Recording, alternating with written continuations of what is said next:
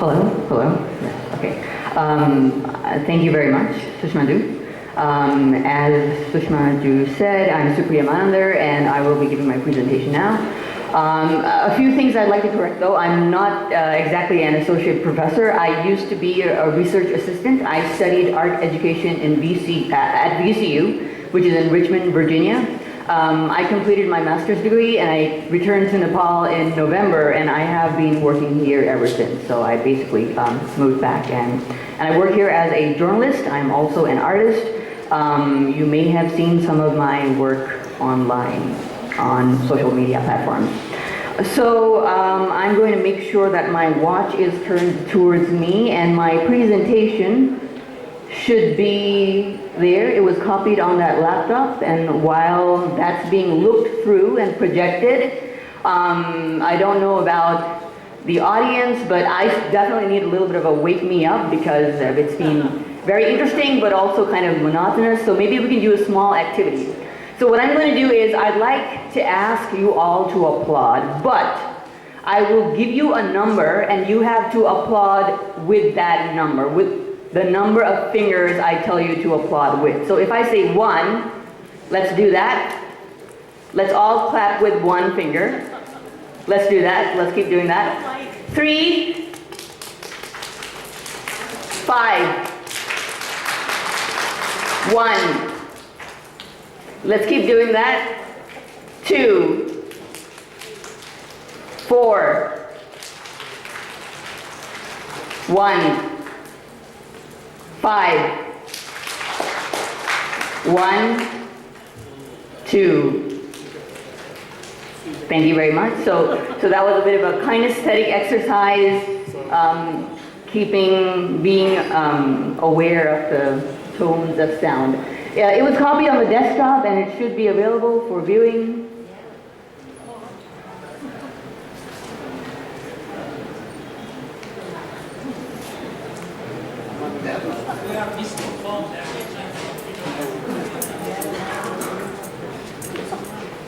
All right, so while that is being looked at, I can give you a brief overview of what my presentation will have.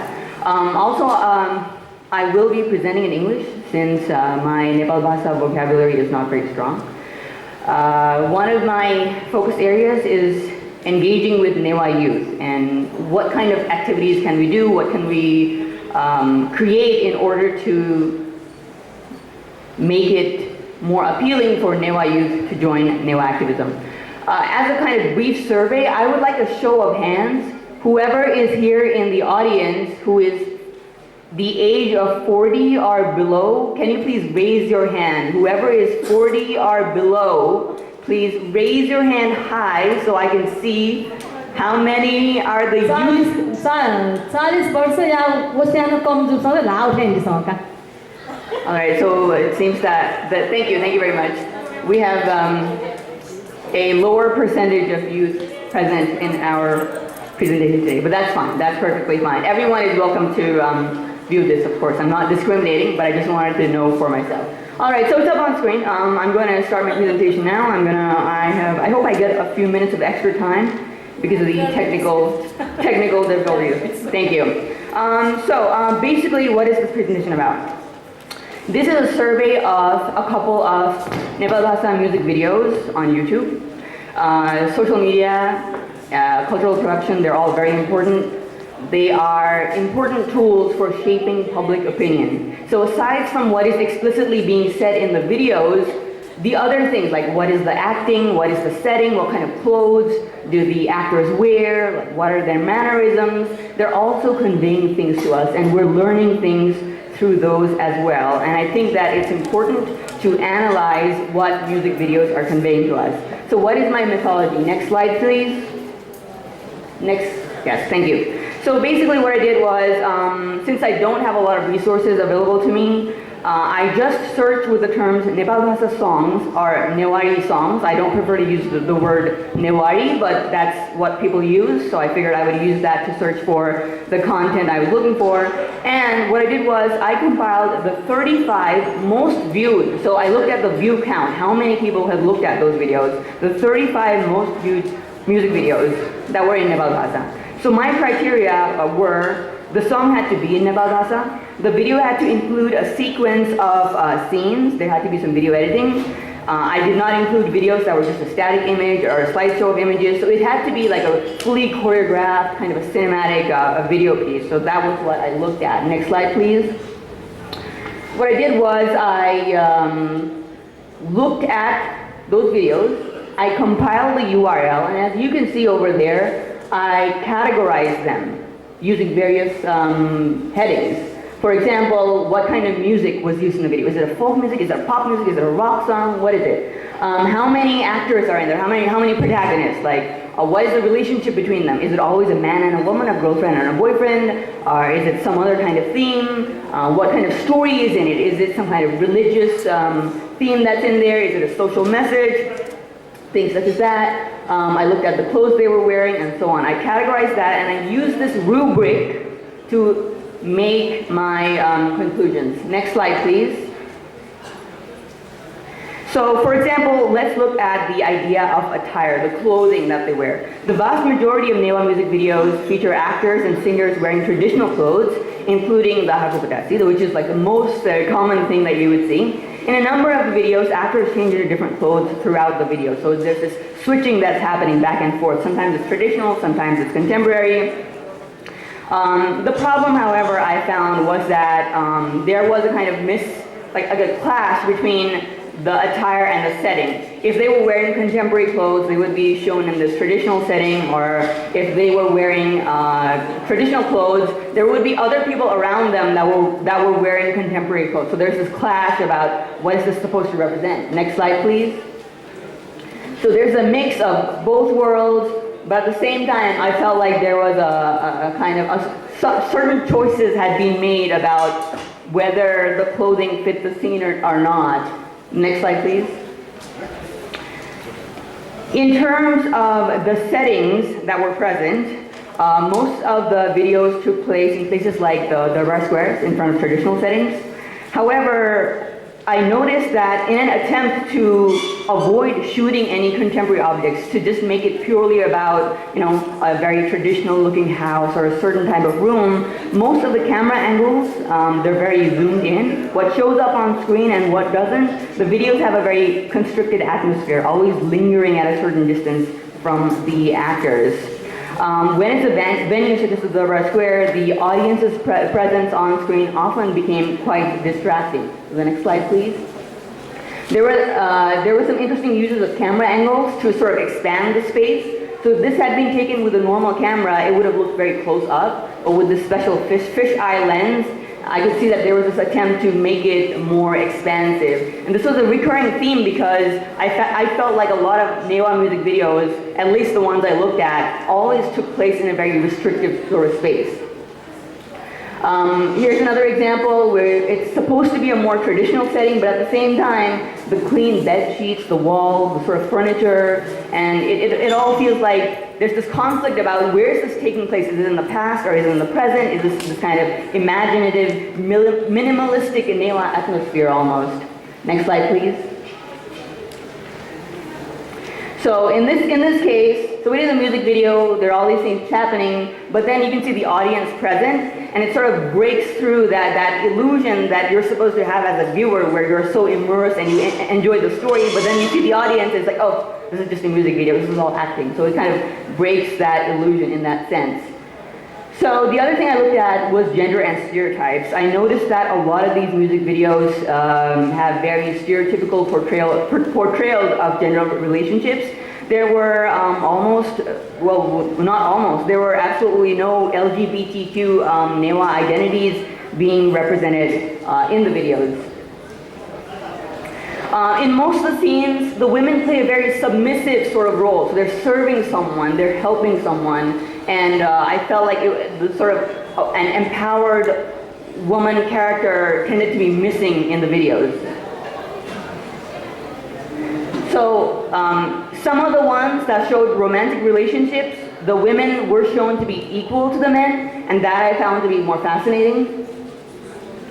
I did notice that in a lot of the music videos, there are women instrument players, And that I think is quite promising because it shows a lot of agency, it shows focus. They're doing something beyond just courting men or being in a relationship. And I thought that was a very fascinating thing to include in the videos. The other thing I looked at would be the cinematography and the editing. So I noticed that some of the older music videos were the better ones because I think maybe this was a time of golden era of movies and all those things. With the advent of more accessible technology, people kind of slipped up on the editing part. It's like you have a camera so you can make this movie, so just go and do it. So that I found kind of lacking. I did notice that a lot of the videos also use spliced footage. So next slide, please. So what they do is that they show this contemporary scene, people dancing and everything, but then they just include a random footage of some festival, and you can see that the frame rate doesn't match up, it's not the same color, and it creates this jarring sort of look when you view it. Next scene, please. Beyond this. Also, whenever possible, it seemed like a lot of the videos, when they were using footage of festivities, they tended to focus on foreigners. If there's one white person in the scene during some Indra Jatra or whatever, then the camera just zooms in on them. And I found that kind of questionable, and I feel like there's some fetishization of foreignness involved in this. Next slide, please. So what are the themes that are that we can see there? Predominantly, the 35 videos that I reviewed, they were about romantic relationships. However, a few, such as Madan Krishna's Hatha Chaimati, so it was a critique of today's pursuit of wealth and disinterest in philanthropy and family. Next slide, please. Next slide, please.